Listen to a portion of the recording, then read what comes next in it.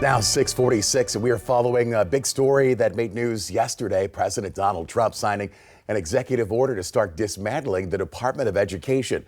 Scripps News Group's congressional correspondent Nate Reed is live with us from Washington this morning. So now that the order is signed, what does this mean for schools? Where do things go from here?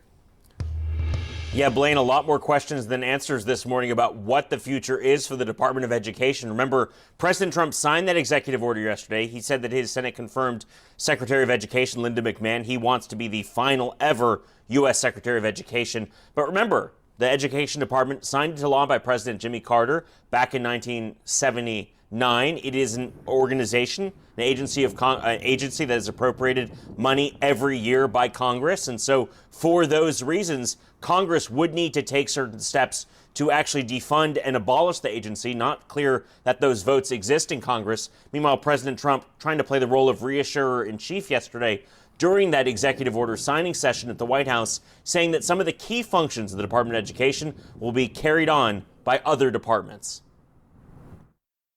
Pell Grants, Title I funding, resources for children with disabilities and special needs will be preserved, fully preserved. They're all going to be so. If you look at the Pell Grants, it's supposed to be a very good program. Title I funding and resources for children with special disabilities and special needs, they're going to be preserved in full and redistributed to various other agencies and departments that will take very good care of them.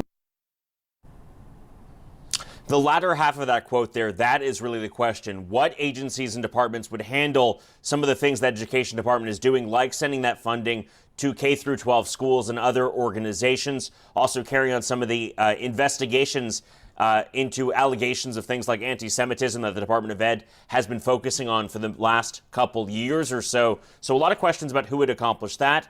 Again, while Republicans in Congress have said that they want to eliminate the Department of Education because of the Senate's rules, that Senate filibuster rule requiring 60 votes to pass the vast majority of legislation. Remember, Republicans just control 53.